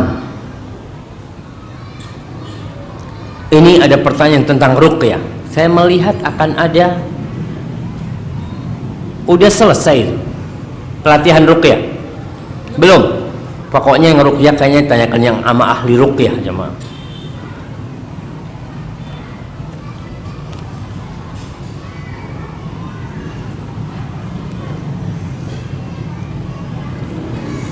Nah, mohon penjelasan lebih detail larangan gambar-gambar yang bernyawa. Karena Anda pernah dengar dari sebagian ulama di Jawa, kalau foto manusia tidak apa-apa, yang dimaksud tidak boleh adalah lukisan bernyawa. Nah, kalau kita tahu di zaman Rasul SAW belum ada foto. Yang ada pada waktu itu kalau nggak melukis, mereka memahat seperti itu. Sebagian mengatakan foto itu beda sama melukis. Kalau melukis kan ada usaha manusia. Kalau foto itu kan sekedar seperti cermin. Tapi tetap kita lebih hati-hati, kita tinggalkan. Dan kalau punya foto jangan dipajang. Kalau memang boleh foto itu dipajang, apalagi foto orang-orang soleh. Banyak orang memajang fotonya ustadz atau siapa di rumahnya. Kalau memang boleh jamaah, pasti yang akan kita pajang adalah gambar Rasulullah SAW. Nggak ada.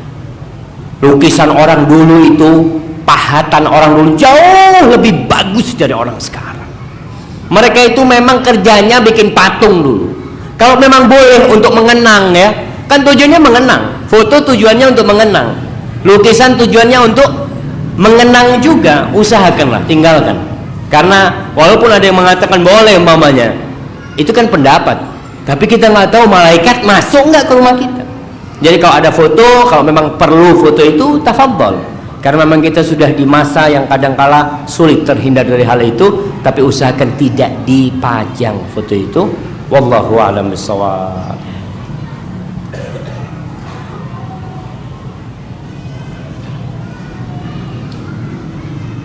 Nah, dikatakan tadi baca Al-Baqarah dapat mengusir setan dari rumah. Tanya bagaimana bila menjelang tidur bacaan Al-Baqarahnya dengan memutar CD dari malam sampai pagi, apakah setannya pergi juga? Insya Allah dia pergi, tapi antum kan ingin berkahnya, antum harus dengar juga. Mungkin setannya ada di sini nih, kita mau ngusir setan, kitanya tidur gitu kan. Kita dengarkan juga. Kalau kita setel pun itu memang setan tuh nggak bakal kuat dengan bacaan-bacaan itu, tapi usahakan kita juga ikut hadir di sana mendengarkan. Wallahu a'lam bishawab.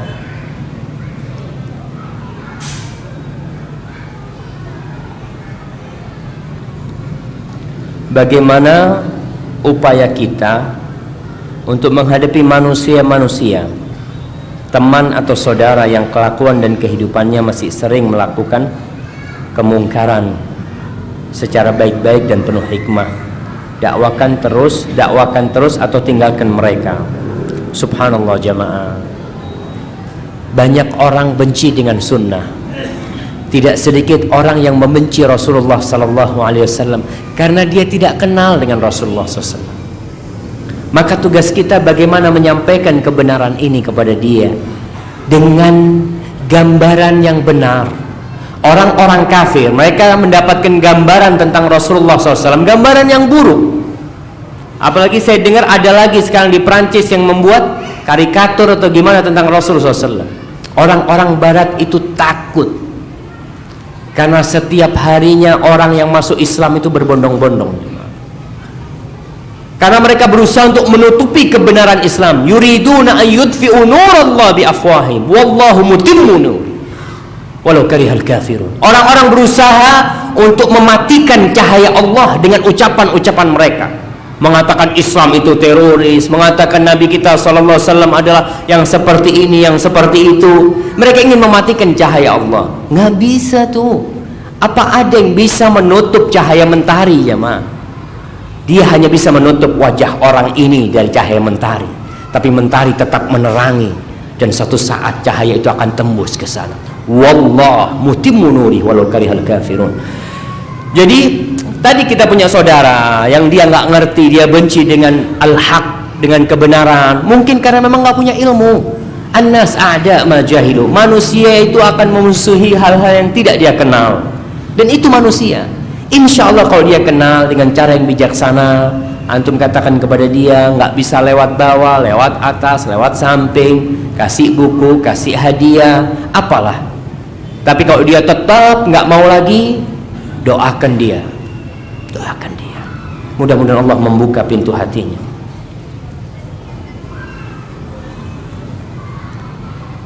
Assalamualaikum warahmatullahi. Assalamualaikum Ustaz, bagaimana kalau kita merasa berat untuk baca 100 kali La ilaha illallah wahdahu la syarikalah, apakah ada bacaan gantinya yang pahalanya sama seperti 100 kali La ilaha illallah? Ya, itulah semangat kita sudah mulai lemah. Berusahalah, banyak amalan-amalan. Baca subhanallah walhamdulillah wa la ilaha illallah wallahu akbar, itu termasuk dicintai Allah. Baca subhanallah wa bihamdihi subhanallahil azim. Baca la ilaha illallah saja, bacalah bacaan itu, tapi nggak bisa nyaingin yang itu, kecuali antum lebih banyak baca hal itu, jamaah. Wallahu a'lam bissawab.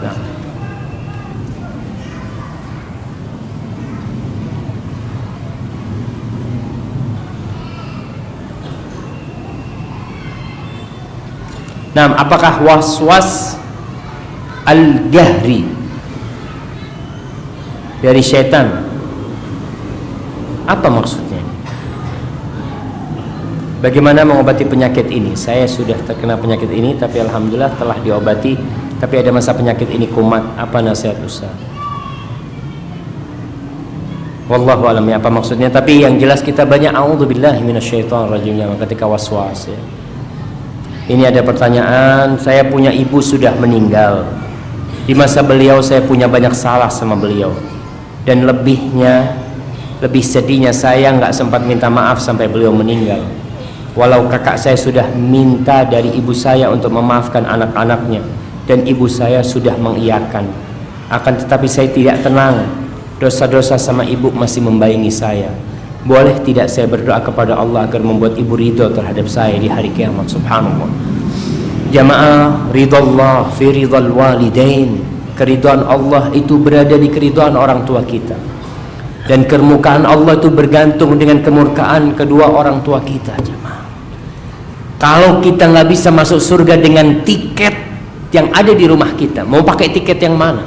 Rasul sallallahu alaihi wasallam ragimam syaqiyun abdun adraka abawaihi au ahaduhuma fil kibar falam yadkhul jannah.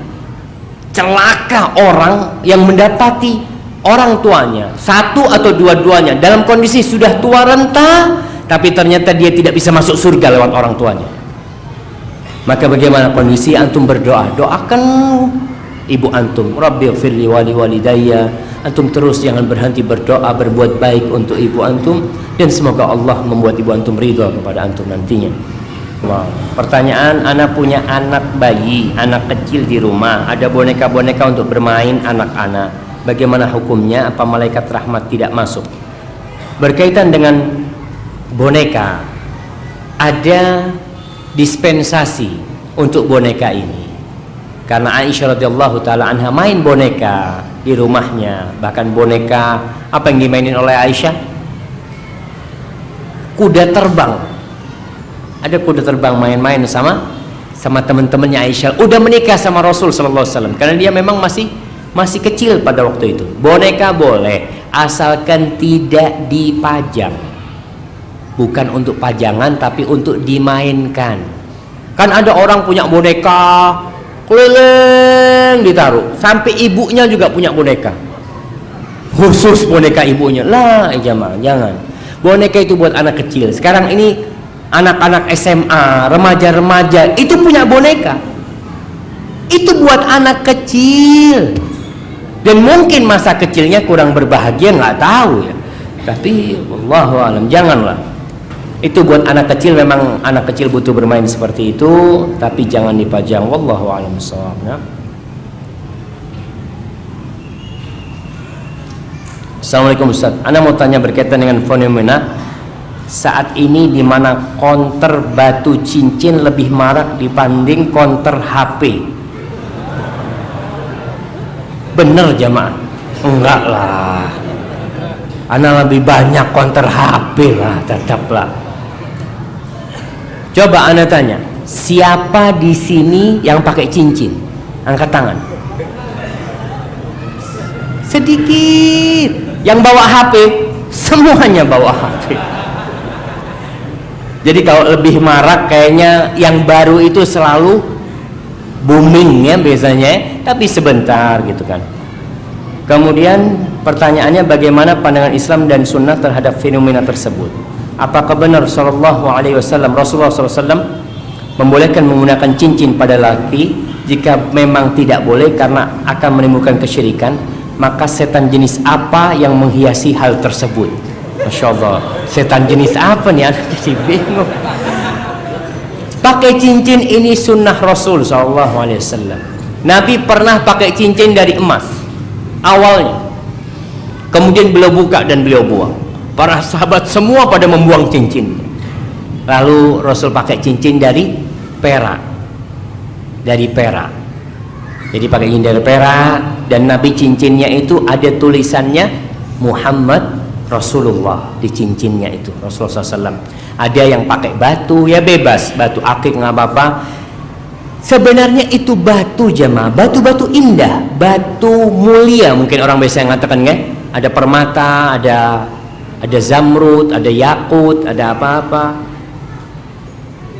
Muncul manusia-manusia yang mereka dekat sama perdukunan. Dan saya masih ingat ketika SD, kita biasanya kalau hari Minggu itu jalan-jalan ke Pasar Loa.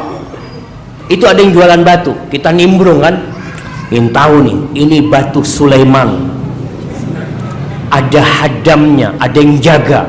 Nanti kalau pakai batu ini, insya Allah nggak tabrakan. Masya Allah, ini batu Dawud. Pokoknya mereka bikin tuh batu-batu. Itu yang menyebabkan kesyirikan. Batu itu hanya perhiasan, bukan untuk gagah-gagahan ya. Karena memang orang menjadikan batu sebagai jimat. Ada yang namanya merah delima. Merah delima itu ada yang dari alam gaib jemaah. Ada enggak? Ada. Ada sebuah buku, jangan dibaca.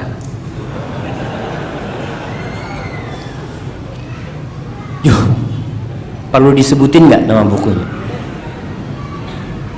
Buku itu kitab kuning. Judulnya itu Mamba Usulil Hikmah. Dijual di toko-toko buku, di pasar-pasar itu. Pesantren-pesantren diajarkan. Di buku itu diajarkan cara untuk mendapatkan merah delima, cara untuk mensihir, bagaimana perempuan yang nggak suka sama suaminya jadi suka, bagaimana bos yang benci jadi tunduk. Itu buku kitab sihir jemaah. Tapi selalu ditambahin dengan ayat-ayat Allah, dengan rajah-rajah ya. Salah satunya dikatakan yang ingin mendapatkan merah delima itu suruh puasa berapa hari ya, apa 10 hari dia, kemudian nanti akan datang kepada dia itu singa atau macan hitam. Jangan takut, kau harus kokoh menghadapi dia, karena singa itu akan berubah menjadi manusia nanti, menjadi budak, dan di tangan budak itu ada merah delima. Kau ambillah dari tangan itu. Bayangkan, kitab kuning diajarkan di beberapa pesantren. Akhirnya orang bingung kan, Ustaz ini bahasa Arab Ustaz, ada tulisan Allahnya, selalu di akhir mengatakan wallahu a'lam. Wah, kalau Allahu a'lam kan ini bagus, ini hati-hati. Jadi masalah batu ini, fenomena batu ini nggak apa-apa sebenarnya. Dulu jamaah, outlet parfum sedikit, sekarang Masya Allah banyak toko-toko parfum itu ya. Dan memang Rasulullah SAW cinta dengan yang wangi-wangi. Dan antum nih yang kenal sunnah ini, contoh Rasulullah SAW harus wangi, apalagi di masjid. Masuk masjid habis makan jengkol, Allah, ya Allah, andai kata aku tidak sholat di samping orang ini, ya Allah. Aromanya Rasulullah SAW itu wangi, pakai kalau harus makan jengkol, parfumnya itu yang banyak supaya kalah tuh aromanya. Itu sunnah yang seperti itu. Begitu pula cincin, nggak masalah pakai cincin, itu sunnah. Pakai, silahkan yang bisa pakai cincin, tapi jangan berlebih-lebihan. Dan orang kan harus pakai batu yang mahal-mahal, nggak perlu. Antum cari depan rumah antum batu, bismillah. Iya jemaah, kan yang penting ada cincin Ustaz, kasih batu gitu. Dan yang sunnah pakai perak ya. Barakallahu fikum.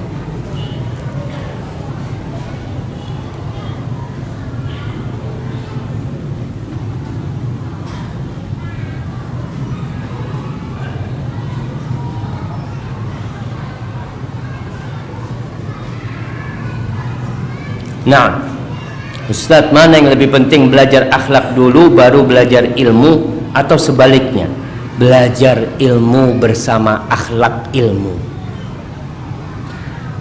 Dulu orang-orang belajar sama Imam Ahmad, mereka datang ke majelis, memang sebagian datang untuk belajar ilmu, tapi yang orang-orang awam itu belajar adab, belajar akhlak. Yang disampaikan Imam Ahmad selain hadis yang dicatat oleh mereka adalah hadis-hadis akhlak, dan perilaku Imam Ahmad adalah contoh buat mereka. Jadi antum belajar ilmu plus akhlak berilmu, karena jangan ilmunya kenceng akhlaknya nggak ada, jamaah, buruk. Ketika seorang berilmu akhlaknya buruk.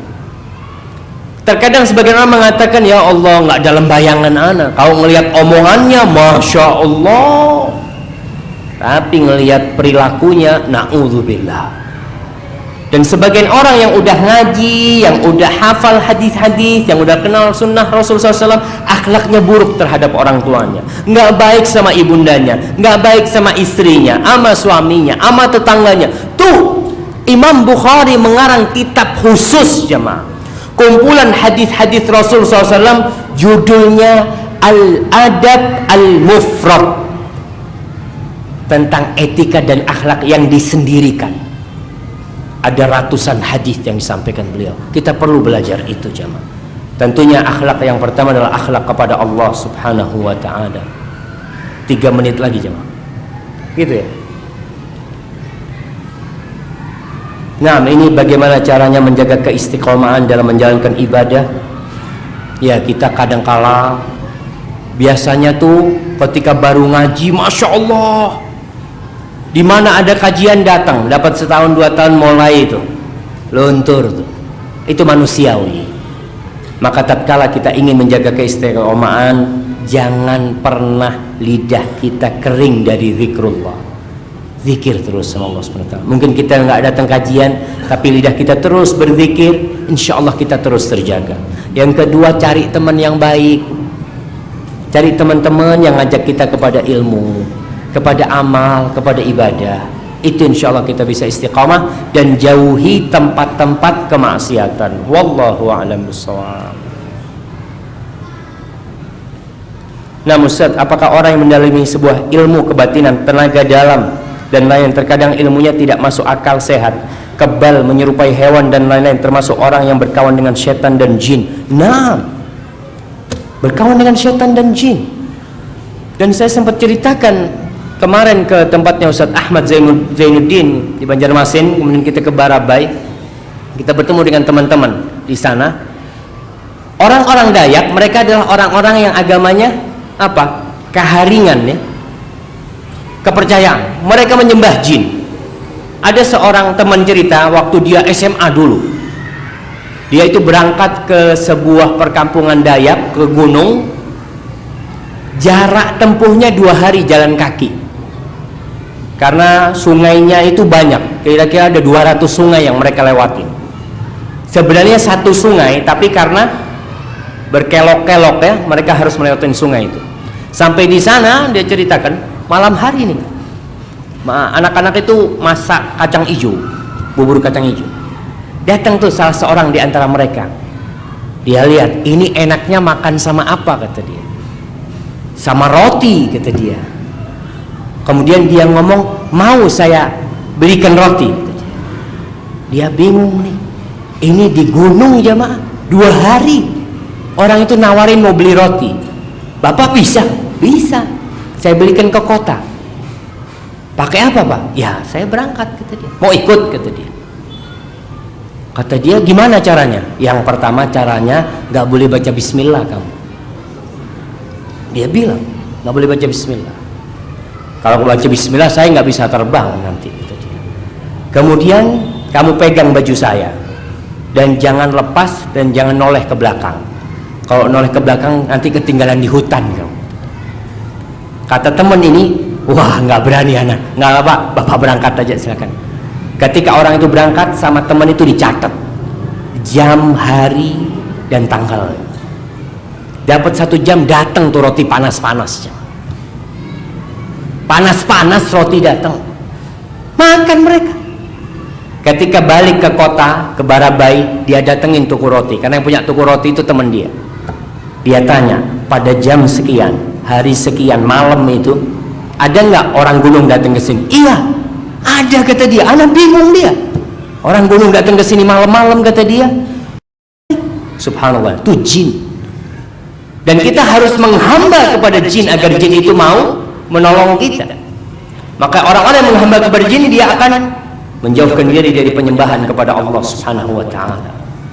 Maka hati-hati. Kalau tadi dikatakan ada orang yang bisa berubah jadi hewan, sampai sekarang di Barabai sana masih ada yang namanya buaya jadi-jadian ada. Mereka kasih makan jin mereka itu. Dan kemudian kalau mereka mau mencuri, yang sekarang mungkin ada yang namanya babi apa?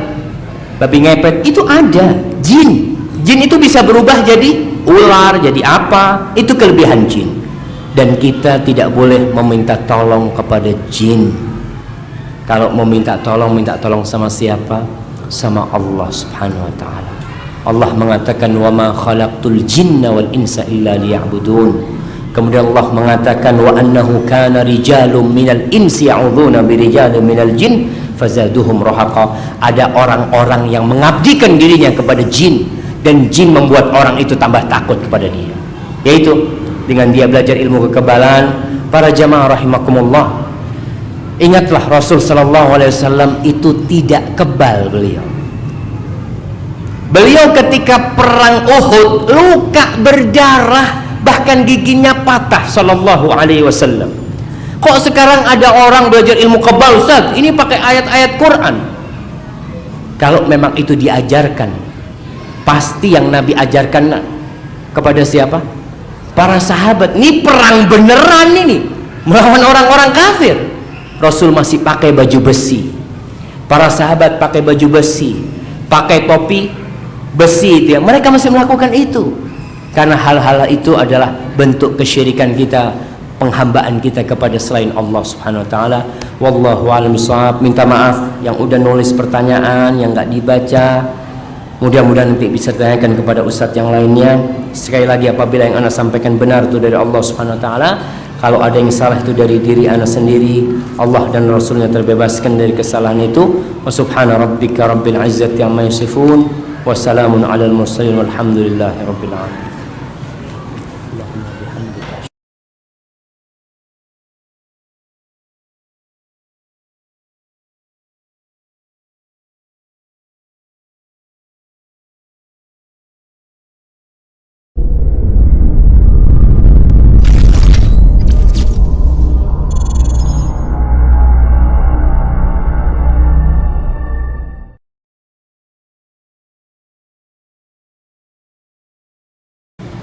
Assalamualaikum warahmatullahi wabarakatuh.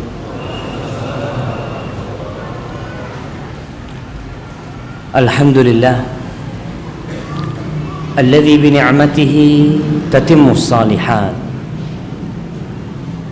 Segala puji bagi Allah Jalla Jalaluh yang karena nikmatnya kebaikan-kebaikan menjadi sempurna,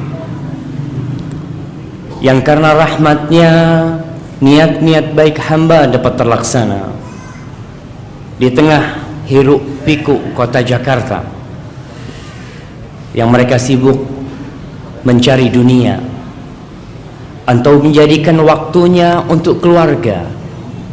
Kita menyempatkan diri untuk datang ke taman-taman surga. Itu tiada lain karena rahmat Allah kepada kita. Maka sekali lagi tak ada yang pantas untuk dipuja dan dipuji kecuali Sang Pencipta. Dan kita dididik untuk selalu berucap Alhamdulillah dalam semua kondisi. Rasulullah sallallahu alaihi wasallam berucap Alhamdulillah. Allahumma salli wa sallim wa zid wa barik wa an'im ala abdika wa rasulika habibina wa nabiyina Muhammad. Ya Allah, semoga salawatmu, semoga salammu, semoga berkah dan nikmatmu senantiasa kau tambahkan untuk hamba kekasihmu, untuk Nabi kita Muhammad sallallahu alaihi wasallam, dan untuk keluarga beliau, untuk istri-istri beliau, untuk Khadijah, untuk Aisyah, untuk Hafsah, untuk Ummu Salamah, dan untuk yang lainnya. Dan semoga selawat itu bersambung untuk putra-putri Rasulullah sallallahu alaihi wasallam dan para sahabat Nabi yang mereka adalah orang-orang yang dicintai oleh Rasulullah sallallahu alaihi wasallam. Amma ba'd. Tanggal berapa hari ini?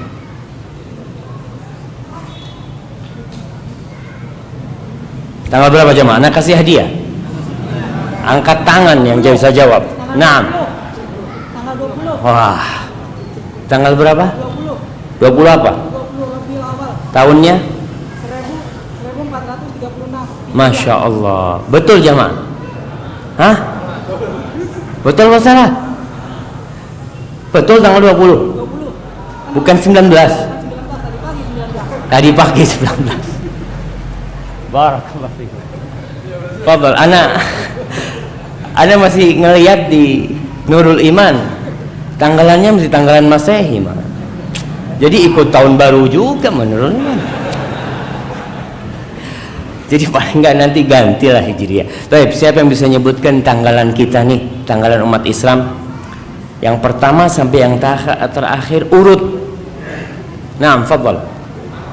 Muharram, Safar, Rabiul Awal, Rabiul Tsani, Jumadal Ula, Jumadal Tsaniyah, Rajab, Sya'ban, Ramadan. Masya Allah, barakallahu fikum. Kirim ke belakang. Masya Allah, jazakallahu khair, barakallahu fikum. Baik jemaah, kita mulai kajian kita. Apa temanya? Ketika berhadapan dengan syaitan. Siapa yang pernah berhadapan dengan syaitan? Anak kasih hadiah. Nah, fadl, nggak apa-apa. Mungkin di jalan ketemu syaitan dia. Nggak ada. Jadi kita gimana kajiannya tentang berhadapan syaitan? Nggak ada yang pernah berhadapan dengan syaitan. Kita hampir tiap, Masya Allah. Kapan ketemu bang? Kemarin malam. Masya Allah, nggak apa-apa, kasih hadiahnya. Kasih hadiahnya, Masya Allah. Gede apa kecil yang? Kecil. Masya Allah, Masya Allah.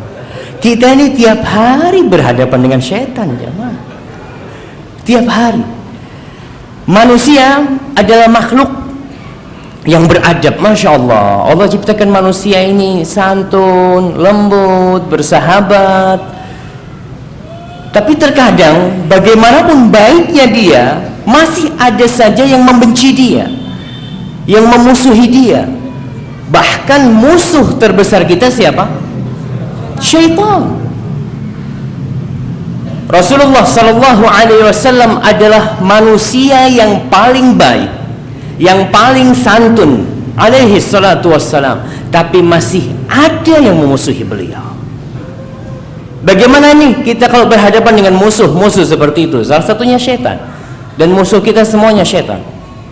Allah subhanahu wa ta'ala berfirman di dalam surah Al-Baqarah ayat 168-169, Ya ayyuhalladzina amanu kulu mimma fil ardi halalan tayyiban.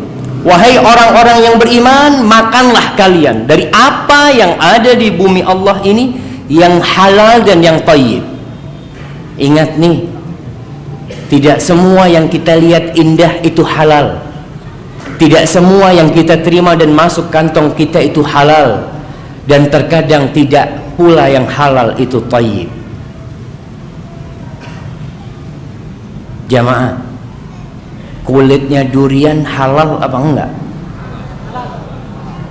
Tapi kalau ada teman anak mau makan kulit durian gitu kan, bahaya dia. Jadi ada hal-hal kita harus memilih, dan insya Allah semua yang halal itu akan menjadi thayyib buat kita. Kemudian Allah mengatakan wala tattabi'u khutuwatis syaitan. Kalian jangan mengikuti langkah-langkah syaitan. Kenapa? Allah mengatakan innahu lakum aduwwum mubin. Tuh syaitan itu musuh. Namun terkadang kita melihat ada orang yang berjalan sama musuhnya.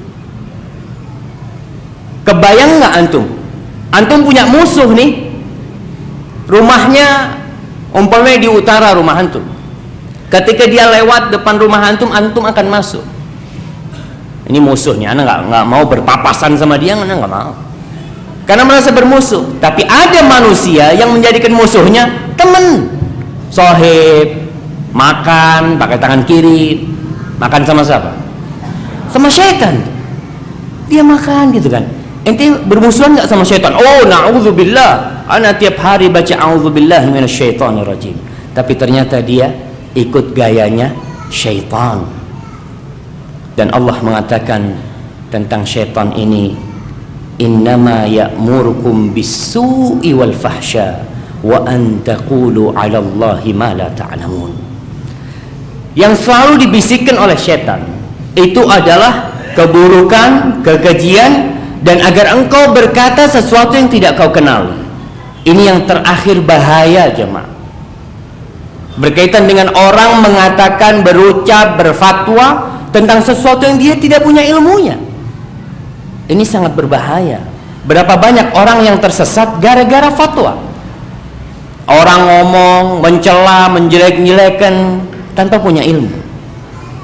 Maka dari itu tatkala kita hendak berbicara, hati-hati, jangan-jangan itu bisikan syaitan. Kita kalau nggak tahu, nggak punya ilmunya, bilang wallahu a'lam, dan itu suatu keutamaan. Bahkan ulama-ulama terdahulu, masya Allah, dia itu selalu mewariskan kepada muridnya satu ilmu. Ilmu itu ucapan la adri, yang artinya aku nggak tahu. Terkadang seorang ketika di atas mimbar, ya, ketika menjadi seorang pendakwah, kemudian dia ditanya tentang sesuatu yang dia nggak tahu, dia malu mau ngomong nggak tahu. Entar jamaahnya kabur semua. Kalau anda ngomong nggak tahu, entar orang-orang ngomong nih ustadznya ilmunya kok cetek banget. Subhanallah jamaah. Tatkala kita menyampaikan agama Allah itu bukan karena kita mengharapkan orang-orang itu senang sama kita. Kita sampaikan. Dan kita bakal dimusuhin. Bakal dimusuhin sama manusia. Dan kita lihat Allah subhanahu wa ta'ala menjelaskan tentang para nabi. Dan mereka adalah orang-orang yang paling baik. Dan banyak musuhnya. Musuhnya itu setan semuanya. Tapi ada dua jenis. Sebelumnya, apa beda setan, iblis, jin? Nah, fadhal. Kalau iblis Allah menciptakan hanya satu iblis. Kalau iblis Allah hanya menciptakan satu. Ya, dan itu adalah dari kalangan jin. Sedangkan jin Allah menciptakan hanya manusia dan jin. Jin yang yang bersifat menentang kepada Allah dan neraka adalah setan. Itu manusia. Manusia yang bersifat menentang kepada Allah juga termasuk setan. Syaitan, masya Allah, barakallahu fiik. Fadal, fadal, nah. Iya, iblis termasuk anggota dari jin. Dia salah satu dari jin. Dan dia tercipta dari api seperti jin yang lainnya tercipta dari api. Adapun setan, setan itu bisa jadi manusia, ada setan. Kita kalau melihat anak-anak yang bandel, kadang-kala keluar dari lidah kita apa? Setan nih. Nah, Allah menyebutkan hal itu. Pertanyaan selanjutnya, siapa istri iblis?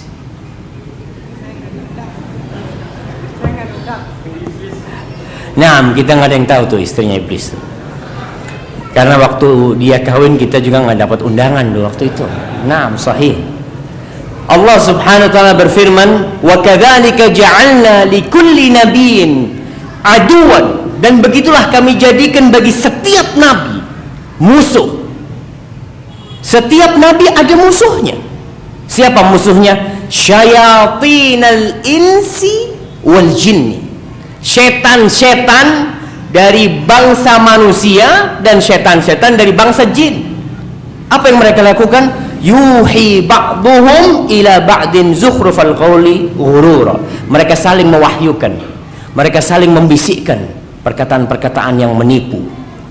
Dan bisa antum baca sejarah bagaimana kehadiran iblis dalam perjalanan dakwah Rasulullah sallallahu alaihi wasallam. Ketika perang Badar, iblis ikut nggak? Ikut dia bersama setan-setan di sana. Dan para malaikat turun pun di sana. Ketika perang Uhud, iblis pun hadir di sana. Tatkala kaum muslimin dapat memukul mundur orang-orang kafir Quraisy. Perang Uhud itu tahun berapa dan berapa jumlah tentaranya? Nah, fadhal syabab. Nah, yang belakang sana. Tahun 3 Hijriah 700 melawan 3000. Masya Allah, anak kasih baju antum apa? Antum kirim ke belakang sana. Namun tatkala sebagian sahabat ada yang tergoda melihat seakan-akan mereka sudah menang, sebagian turun dari pos pengamanan bukit kecil yang ada di sebelah Gunung Uhud. Akhirnya mereka mengumpulkan harta rampasan perang bersama sahabat yang lain. Khalid bin Walid menyerang dari belakang dan dihantam dari belakang. Orang-orang kafir itu sudah lari menuju Mekah, lari terbirit-birit mereka. Di situ iblis menjerit, "Ai ibadallah muakhkharakum." Wahai hamba-hamba Allah, kata iblis, lihat belakang kalian. Mereka tatkala melihat ke belakangnya, ternyata umat Islam diserang sama Khalid bin Walid. Maka tentara kafir Quraisy ikut berkumpul di sana. Ketika acara pembunuhan Rasulullah SAW, konspirasi untuk membunuh Rasulullah SAW, iblis hadir di sana. Ma'asyiral muslimin rahimakumullah. Jadi kita benar-benar memiliki musuh dari bangsa jin dan manusia. Bagaimana sikap kita menghadapi kalau yang musuhnya itu setan? Ada beberapa cara. Yang pertama, dari bangsa jin ya, setan yang dari bangsa jin. Kita akan bicara yang pertama dulu, baru kita akan masuk kepada yang kedua nanti. Kalau musuh kita itu setan manusia, setan yang kelihatan, ada setan yang tidak kelihatan, ada setan yang nampak wujudnya. Kita selalu berjumpa